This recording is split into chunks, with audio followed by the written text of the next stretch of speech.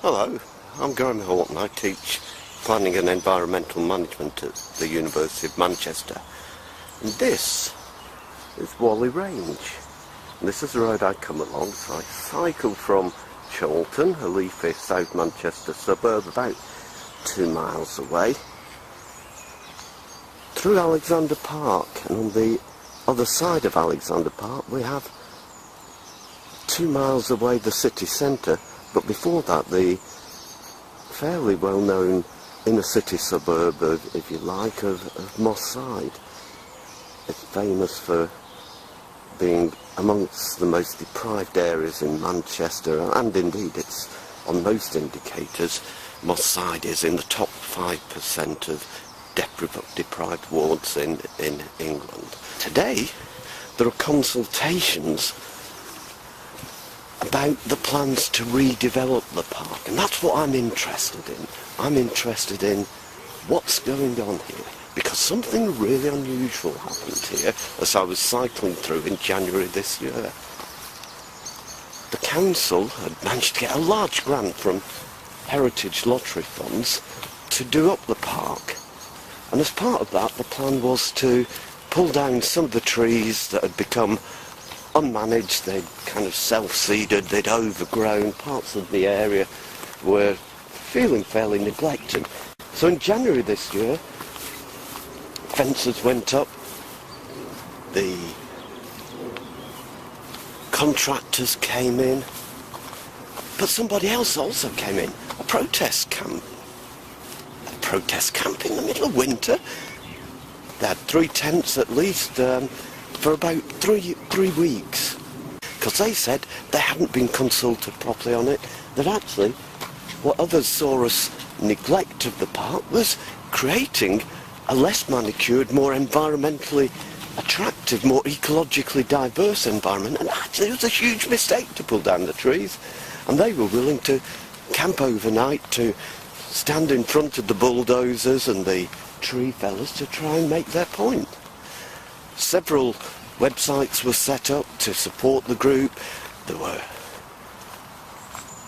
meetings, public demonstrations in the park on a couple of Saturdays that attracted good crowds. This wasn't just a group of well-intended but misguided tree huggers. This had something else going on. And yet from the council's point of view, they were trying to revive the park for the local community with the best of intentions. They couldn't see what was going on. They'd consulted with the community. They were convinced. So how could these people say they hadn't? So today we're coming into this consultation meeting.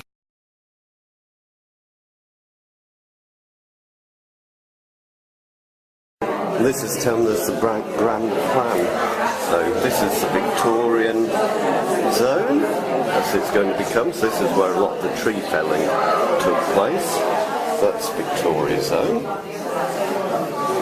Natural zone, this is where a lot of the felling will stop. So in some ways this is a good result perhaps of some of the consultation. This is where wildlife can come along this corridor, I guess is the thinking. And then a community zone. So this is C. And this is where the main sports areas will be. I think there's a hotel, a simple community cafe, it says here, public toilets. So this looks like quite an interesting building. Planning permission had been granted in November 2011. The first time that 115.4, the tree felling diagram with the 256 red circles on it, was aired in public, which was 1st of December 12. This was too late for judicial review, so reversed its decision. The local community is so alienated that you actually have to, if you're going to consult with them and reach them, you have to actually do more than just put a poster on the wall. The alterations to the plans, to a large extent, have been as a result of our consultation. So your heart must have sank when you saw the protesters arrive. because you'd done all that consultation. Here they were saying nobody asked us. Consultation is notoriously difficult. You can consult and consult and consult and consult as long as you like. There are all sorts of reasons why it doesn't work. There are a lot of people, my personal opinion is there are a lot of people who think, right, I know that things are happening in my club, the council are doing it, it'll be fine.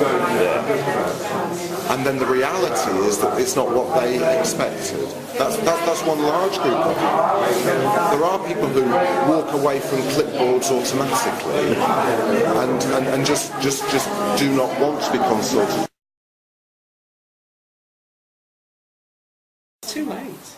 You can't put them trees back up. No matter how much I knew about the plans, and I knew about the plans fully, the reality of the clearance of the trees was a huge shock. A lot of people stormed the gates, and so we felt it had to stop. And then people kept passing us tents and sleeping bags, and then food arrived, and then we decided, well, we're here for the night, and then and then that's how the camp started, really, just quite organically. They set up camp, and some people made sort of aerial contraptions in the trees to try and stop them taking down. But they were taking down so many trees that if somebody was inhabiting a tree, they just went on to the next one. Right. And I mean, the guys, nobody was horrible. They were just doing their jobs. And the same with the GS4 people. They weren't horrible guys. They were just doing their job.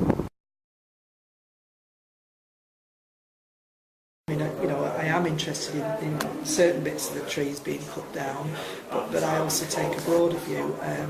I've done a lot of work in the area with the local community, work with people in the black community, etc. And there's a lot of different groups that see the park in different ways, and they haven't got a clue. My daughter told me about everyone's BBMing about the carnival and what's happening to carnival, and it's being moved to Platt Fields, but it's their carnival. And when they moved it, is it going to come back? And is it an attempt to break the black community and get it out of Moss Side? If you feel that you've put in something and you feel strongly about it and it wasn't taken up, then you feel that it's a failure. Yeah. But if you think that I'm going to throw my hat in and say what I think, but the experts or the other people, or I was one and 100 said something different and others' voices were heard, you don't think that it's a democracy failure. So it depends on which perspective I think you see it from. And people power there in Spain seems to be a lot more effective than we can manage to do here. We can't even stop a few trees getting knocked down. But I do think that perhaps when you do have one party which doesn't really have to pay too much attention to its voters, just thinks, well, actually it's easier just to have a plan and put it through. What they're going to do about it.